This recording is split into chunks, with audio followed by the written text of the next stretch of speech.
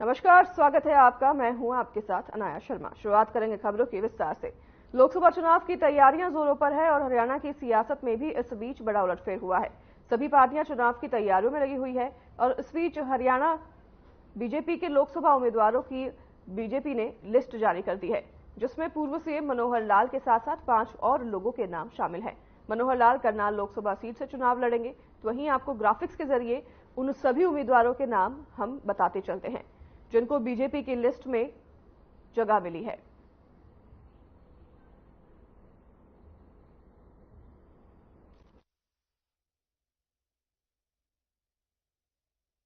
हरियाणा लोकसभा के प्रत्याशी मनोहर लाल करनाल से, जिनको सीट मिली है, करनाल से पूर्व सीएम मनोहर लाल चुनाव लड़ेंगे। वहीं चौधरी धर्मवीर सिंह भिवानी से, महेंद्रगढ़ से इस बार सूची में शामिल हैं। बंतो कटारिया अंबाला से इस बार चुनाव लड़ेंगी। बीजेपी ने बंतो कटारिया को अंबाला से इस बार चुनावी मैदान में उतारा है। कृष्णपाल गुर्जर फरीदाबाद से चुनाव इस बार लड़ेंगे। चुनावी मैदान में फरीदाबाद से हुंकार भरेंगे कृष्णपाल गुर्जर। अशोक तंवर सिरसा से इस बार चुनाव लड़ेंगे।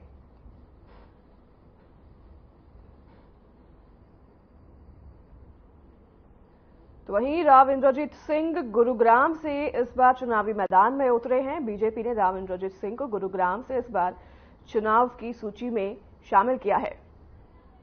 ये नाम हमने आपको बताएं जिनकी सूची बीजेपी ने हरियाणा से जारी की है। पूर्व सीएम मनोहर लाल जो करनाल से अब चुनाव लड़ेंगे और उनके साथ अन्य 5 लोगों के नाम भी सूची में शामिल हैं।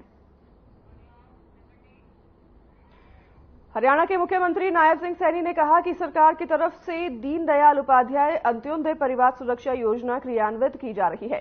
इस योजना के तहत 1,80,000 रुपए से कम उम्र वाले परिवारों के सदस्यों की आकस्मिक मृत्यु हो जाने पर 1 लाख से 5 लाख रुपए की आर्थिक सहायता प्रदान की जाती है। इसके साथ ही मुख्यमंत्री ने कहा कि इससे पहले भी 2023 के दौरान आई बाढ़ के कारण हुए नुकसान की भरपाई के लिए अन्य फसलों का 130 करोड़ 88 लाख रुपए का मुआवजा किसानों को सरकार की तरफ से पहले ही जारी किया जा चुका है।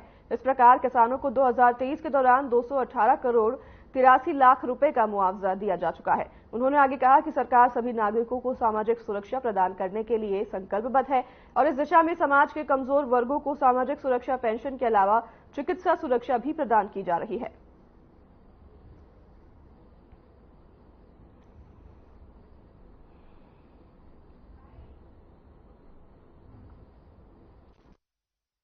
देखिए, सरकार किसान हित की सरकार है और किसान के अगर फसल का कोई खराबा होता है, सरकार उसके ऊपर तुरंत तत्परता से काम करते हुए उस तक मुआवजा पहुंचाने का काम करती है और ध्यान भी रखती है कि कहीं पर किसी प्रकार की अगर किसान की फसल के ऊपर प्राकृतिक आपदा आती है, उस प्राकृतिक आपदा के कारण उसको नुकसान होता है, तो उसकी भरपाई के लिए सरकार समय समय के ऊपर एक पोर्टल के माध्यम से उनका रजिस्ट्रेशन करके उन तक मुआवजा पहुंचाने का काम करती है।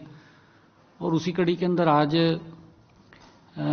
2023 जो खरीफ की फसल है उसके खराबे का, जो नरमा की फसल है, कॉटन की फसल, उसके खराबे का, चाहे वो गुलाबी सुंडी से हुआ है या अन्य कोई प्राकृतिक उसके ऊपर आपदा आई है, उसके कारण से जो उसका खराबा हुआ था, लगभग आज 87 करोड़ 95 लाख रुपए का आज मुआवजा उन तक पहुंचा है।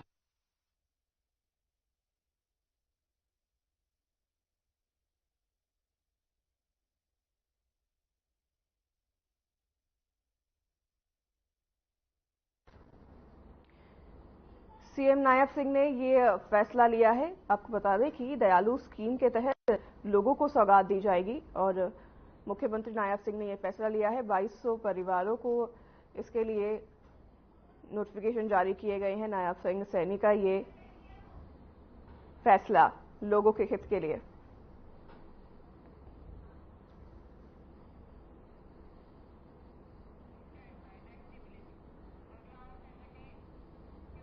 14 मार्च को हरियाणा के कर्मचारियों के लिए मुख्यमंत्री हरियाणा कर्मचारी दुर्घटना सुरक्षा योजना का गजट नोटिफिकेशन जारी किया गया। इस योजना के तहत हरियाणा की औद्योगिक और कमर्शियल संस्थानों के काम करने वाले सभी कर्मचारियों को 15 जनवरी 2019 से कार्यस्थल पर काम करते समय मृत्यु होने पर 5 लाख रुपए की वित्तीय सहायता दी जाती है।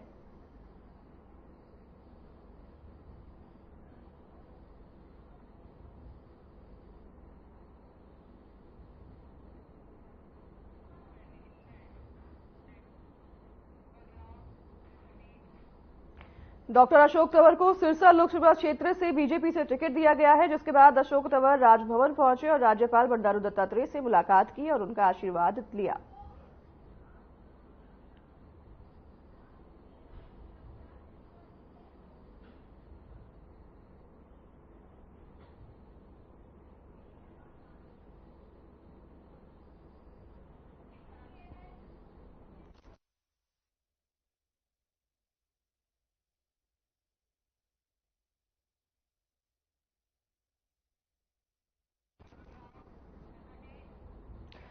देवगन सांसद रतनलाल कटारिया की पत्नी बंतो कटारिया को बीजेपी ने लोकसभा प्रत्याशी बनाया है। बता दें कि अंबाला लोकसभा सीट से बंतो कटारिया को रणक्षेत्र में उतारा गया है। वहीं टिकट मिलने पर बंतो कटारिया ने पीएम मोदी, राष्ट्रीय अध्यक्ष जेपी नड्डा और गृह मंत्री अमित शाह का आभार जताया है।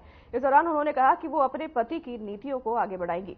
जिसके बाद बंतो कटारिया ने हरियाणा के मुख्यमंत्री नायब सैनी और पूर्व मुख्यमंत्री मनोहर लाल से मुलाकात की। इस दौरान बंतो कटारिया भावुक हो गई।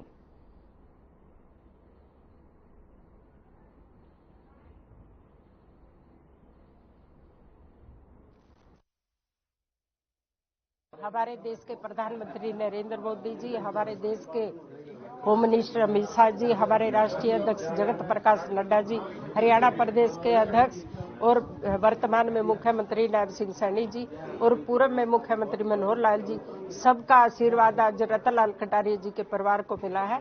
तो रतनलाल कटारिया का परिवार भी पूरी मेहनत करेगा और इस विश्वास को आगे बढ़ाने की कोशिश करेगा। किस तरीके से आगे बढ़ाएंगे? लगातार 2 बार आपके पति रतनलाल कटारिया से सांसद थे, केंद्रीय में मंत्री भी रहे, तो इन कामों को आगे बढ़ाने में किस तरीके से आप देख रहे हैं?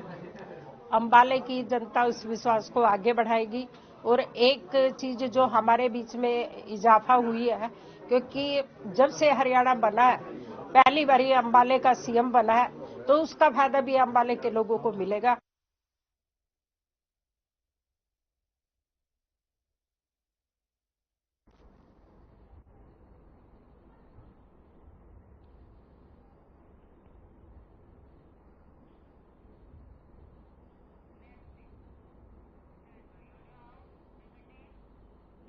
हरियाणा में बीजेपी जेजेपी का गठबंधन टूटने के बाद दोनों पार्टियां एक दूसरे के खिलाफ खुलकर बोल रही है। हरियाणा के पूर्व डिप्टी सीएम दुष्यंत चौटाला ने कहा है कि हमने 5,100 रुपए बुढ़ापा पेंशन मांगी तो बीजेपी ने गठबंधन तोड़ दिया। इस पर पूर्व गृह एवं स्वास्थ्य मंत्री एवं अंबाला कैंट से विधायक अनिल विज ने कहा कि मुझे इसकी जानकारी नहीं कि क्या, कब, क्यों और कैसे हुआ। अनिल विज की सुबह और दिनचर्या वैसे ही है जैसे 35 से 40 साल से चलती आ रही है। अनिल विज आज सुबह अपने चाय पीने के स्थान पर दिखे और समर्थकों व आने जाने वालों से मिलते दिखे।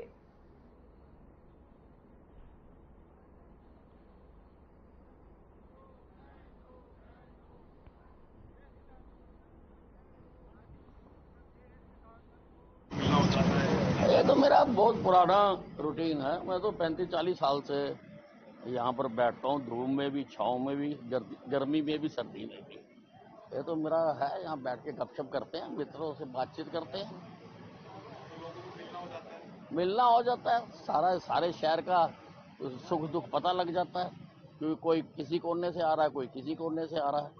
तो यहाँ ये सेंटर है सारे शहर का, सदर बाजार है, मेन बाजार है।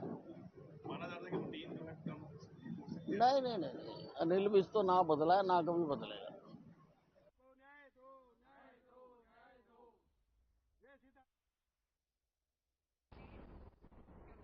हरियाणा में नायब सरकार की कैबिनेट में कंवरपाल गुर्जर को शामिल किया गया है, जिसे उनके समर्थकों और जगाधरी विधानसभा में खुशी की लहर है। जैसे ही चंडीगढ़ से कैबिनेट मंत्री जगाधरी आवास पर पहुंचे तो बड़े ही जोश के साथ ढोल नगाड़ों के साथ पुष्प वर्षा कर कैबिनेट मंत्री का जोरदार स्वागत किया गया। दाल की थाप पर नाचते हुए समर्थकों ने कैबिनेट मंत्री पर पुष्प वर्षा कर फूल मालाएं पहनाकर अपनी खुशी जाहिर की।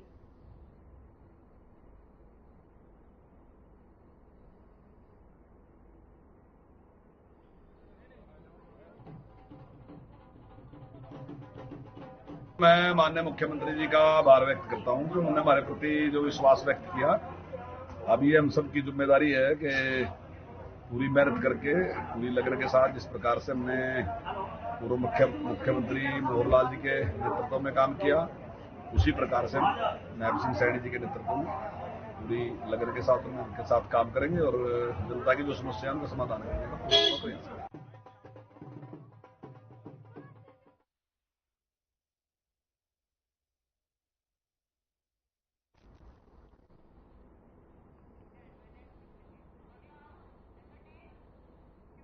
कुरुक्षेत्र लोकसभा से आम आदमी पार्टी उम्मीदवार सुशील गुप्ता अपने चुनाव प्रचार के दौरान कैथल की नई अनाज मंडी में पहुंचे, जहां उन्होंने बीजेपी पर जमकर हमला बोला। सुशील गुप्ता ने पूर्व मुख्यमंत्री मनोहर लाल पर भी निशाना साधा और मुख्यमंत्री नायब सैनी पर हमला बोलते हुए उन्होंने कहा कि जिनकी पत्नी जिला परिषद के चुनाव में भी चौथे नंबर पर रही, भला इस तरह के लोगों की कैसी लोकप्रियता होगी और कैसा लोकप्रिय मुख्यमंत्री प्रदेश को मिला है। तो वहीं दोनों पार्टियों के गठबंधन टूटने पर उन्होंने बोला कि यह सब एक ड्रामेबाजी है, सोची समझी नीति के तहत समझौता हुआ था और सोची समझी नीति के साथ ही समझौता टूटा है।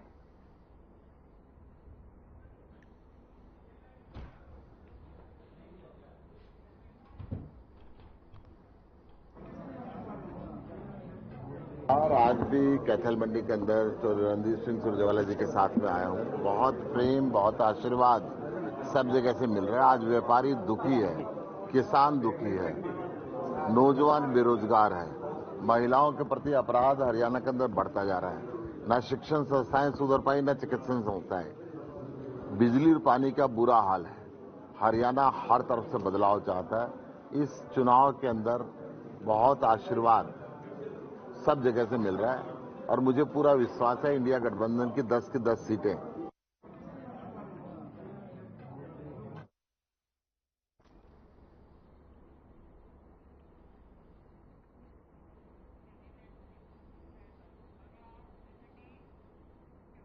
अप्रैल के महीने में किसानों की गेहूं की फसल की कटाई शुरू हो जाएगी। गेहूं की फसल की कटाई के बाद धान के रोपाई तक किसानों के पास 2 महीने बीच में खाली रहते हैं, लेकिन अब हरियाणा सरकार और कृषि विभाग की पहल के चलते किसान इन 2 खाली महीनों में भी 2 महीने की खेती करके अपनी आमदनी बढ़ा सकते हैं। मूंग की खेती के किसान मुनाफा ले सकते हैं। यह 60 दिन की खेती होती है, जिसमें नाममात्र खर्चे में किसान मूंग की खेती कर सकते हैं।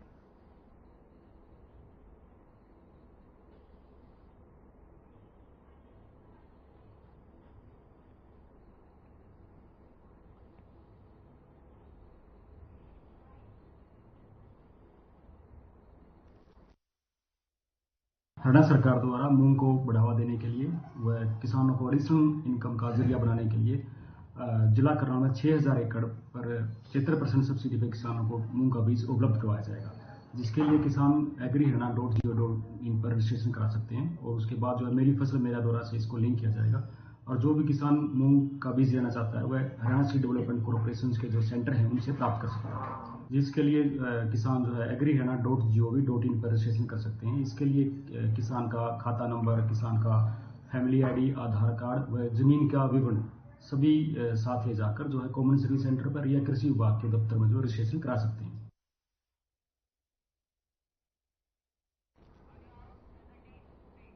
चलिए रुकेंगे एक छोटे से ब्रेक के लिए, जल्द हाजिर होंगे आपके पास इस ब्रेक के बाद।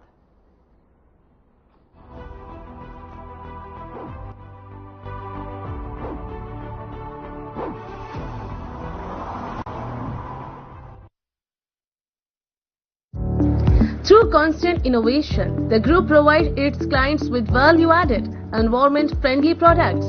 We are committed to provide quality products and services at optimum cost with the continuous improvement in the quality management system. Producing high-value paper, making us India's largest producer of branded papers, fine papers and packaging broad segments. Focused on customers in all our operations. Hence, extensive investments are made towards people and people practices. KRPL world's leading eco-friendly paper from agro residue. चुटकी भर नहीं मुट्ठी भर रंग लगाइए अजित तोता herbal गुलाल के संग भरपूर होली मनाइए। इस होली जम के बिखेरिए खुशियों के रंग सेफ और हर्बल।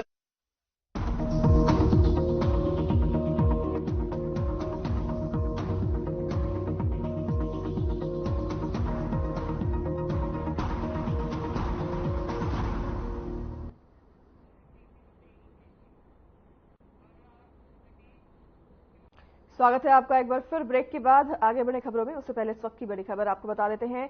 जेपी नड्डा से मुख्यमंत्री नायब सैनी मिलने पहुंचे हैं। सीएम बनने के बाद बीजेपी अध्यक्ष से उनकी पहली मुलाकात है। बड़ी खबर इस वक्त की आपको बता रहे हैं। जेपी नड्डा बीजेपी अध्यक्ष से मुख्यमंत्री नायब सिंह सैनी की मुलाकात। दिल्ली पहुंचे मुख्यमंत्री नायब सिंह सैनी और उन्होंने जेपी नड्डा से मुलाकात की है।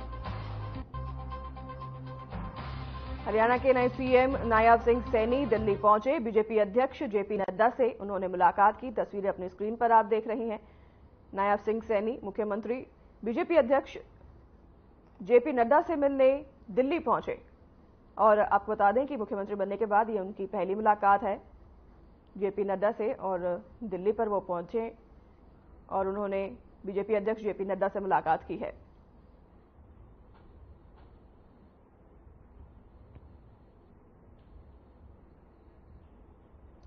हरियाणा के मुख्यमंत्री नायब सिंह सैनी बीजेपी अध्यक्ष जेपी नड्डा से मिलने दिल्ली पहुंचे। जेपी नड्डा से उन्होंने मुलाकात की मुख्यमंत्री बनने के बाद। हरियाणा के मुख्यमंत्री बनने के बाद ये उनकी पहली मुलाकात बीजेपी अध्यक्ष जेपी नड्डा से। आगे बढ़ेंगे खबरों में। हरियाणा के मुख्यमंत्री नायब सिंह सैनी ने दिल्ली में राष्ट्रपति द्रौपदी मुर्मू और पीएम मोदी से मुलाकात की। इस मौके पर कई मुद्दों को लेकर चर्चा की गई। साथ ही सीएम सैनी ने कहा कि सरकार के काम को लेकर हम आगे जाएंगे और 10 की 10 लोकसभा सीट पर जीत कर आएंगे। सीएम सैनी ने कहा कि पूर्व सीएम मनोहर लाल के कामों को आगे बढ़ाना है। उन्होंने कहा कि कांग्रेस की सरकार में हुए भ्रष्टाचार को भी कोई नहीं भूला है।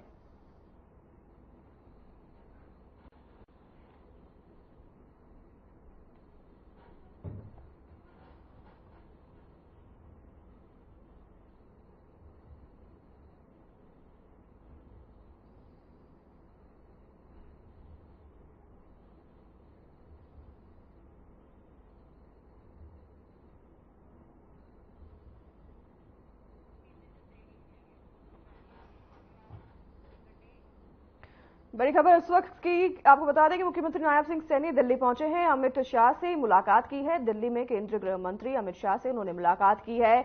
दिल्ली पहुंचे हैं हरियाणा के मुख्यमंत्री नायब सिंह सैनी और दिल्ली में उन्होंने अमित शाह से मुलाकात की। केंद्रीय गृह मंत्री अमित शाह से मुख्यमंत्री नायब सिंह सैनी ने दिल्ली में मुलाकात की है। बड़ी खबर आपको बता रहे हैं इस वक्त की। हरियाणा के मुख्यमंत्री नायब सिंह सैनी ने दिल्ली में केंद्रीय गृह मंत्री अमित शाह से मुलाकात की है और दिल्ली पहुंचे हैं वो और आगामी चुनाव को लेकर चर्चा की गई है। तस्वीरें अपनी स्क्रीन पर आप देख रहे हैं। हरियाणा के नए मुख्यमंत्री नायब सिंह सैनी दिल्ली पहुंचे और दिल्ली में उन्होंने अमित शाह से मुलाकात की। तस्वीरें हम आपको स्क्रीन पर दिखा रहे हैं। दिल्ली पहुंचे और केंद्रीय गृह मंत्री अमित शाह से हरियाणा के नए मुख्यमंत्री नायब सिंह सैनी ने मुलाकात की। मुख्यमंत्री बनने के बाद उन्होंने अमित शाह से मुलाकात की है और कई मुद्दों को लेकर इस वक्त चर्चा भी की गई है।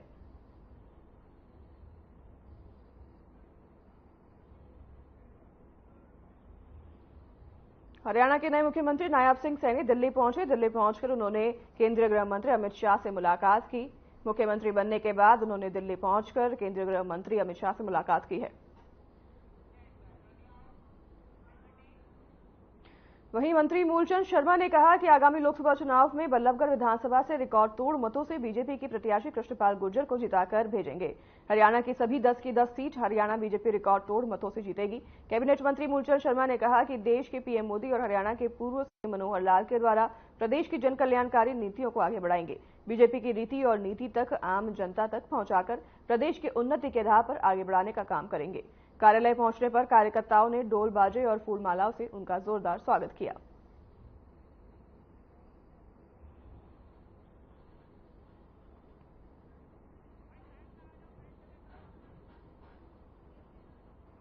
आज मैं फरीदाबाद पहुंचा हूँ और यहाँ लोकसभा के हमारे केंद्रीय मंत्री कृष्णपाल गुर्जर जी को जो टिकट मिली थी इस बार उनको बधाई दी है और बल्लभगढ़ के लोगों का भी धन्यवाद किया है कि ये लोकसभा का चुनाव आने वाला है। भारी मतों से कृष्णपाल जी को भारी मतों से चुनाव आना और दूसरी बात जो मुझे वोट दिलाने का काम किया है, मैं अपने नेतृत्व का हरियाणा प्रदेश के मुख्यमंत्री रहे आदरणीय मनोहर लाल जी का और वर्तमान में जो मुख्यमंत्री है नायब सिंह जी का तहे से धन्यवाद और स्वागत करता हूँ। और मैं सभी संगठन के सभी साथियों को धन्यवाद दें जो मुख्यमंत्री के मनोलाल के दिखाए हुए रास्ते हैं, जो आम व्यक्ति के हित में।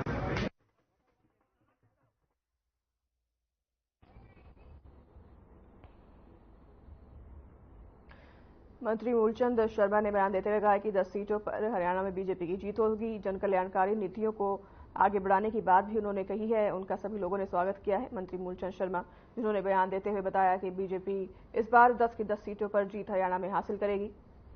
फूलमालाओं के साथ उनका स्वागत किया गया है। जन कल्याण नीतियों को आगे बढ़ाने की बात भी उन्होंने अपने बयान में कही है।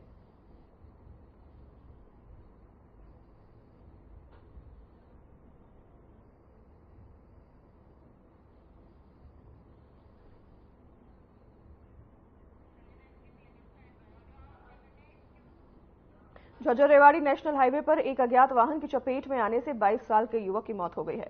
जांच अधिकारी के मुताबिक युवक अपनी बाइक से झज्जर से सिलानी जा रहा था। इसी दौरान युवक दुर्घटना का शिकार हो गया। हादसे में युवक की मौके पर ही मौत हो गई। हादसे के बाद युवक मौके से फरार हो गया है। पुलिस ने शव को परिजनों को सौंप दिया है और मामले की जांच में जुट गई है।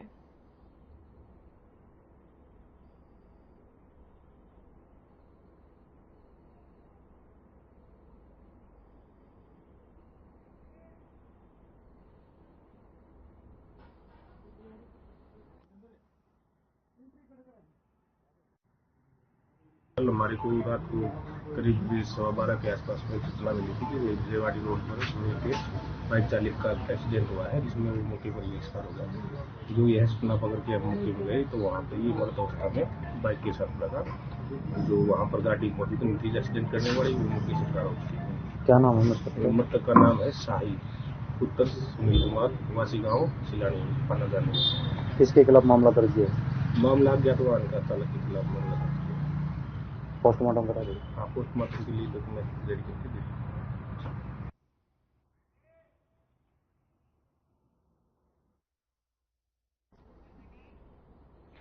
पलवल अमरपुर रोड पर एक तेज स्पीड गाड़ी नीलगाय को बचाने के प्रयास में पेड़ों से टकरा गई। कार में सवार 3 किशोरों की घटनास्थल पर ही मौत हो गई, तो वहीं चौथा किशोर घायल हो गया है। पुलिस ने शवों को परिजनों को सौंप दिया है। कटेसरा गांव के पूर्व सरपंच दिनेश कुमार शर्मा मौके पर मौजूद थे। उन्होंने बताया कि अमरपुर की तरफ से एक कार तेज स्पीड में पलवल की ओर जा रही थी, तो वहीं पलवल की ओर से एक वाहन और एक नीलगाय सामने आ गई। उन्हें बचाने के प्रयास में कार पेड़ों से जा टकराई, जिसके कारण सड़क दुर्घटना हुई।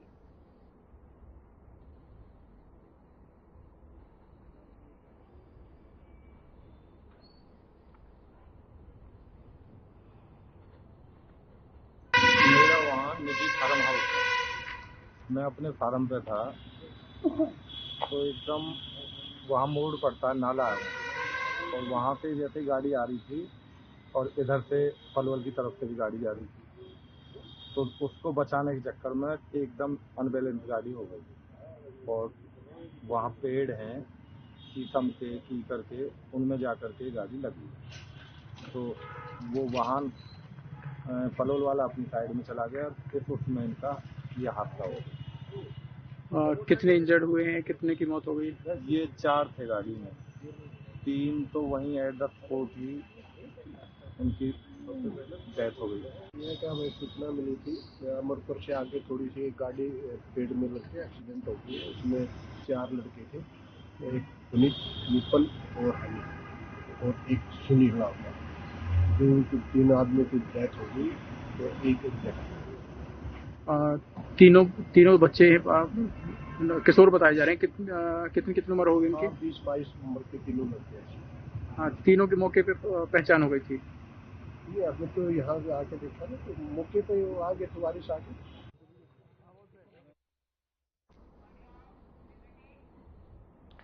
फिलहाल इस बुलेटिन में हमारे साथ बस इतना ही। नमस्कार।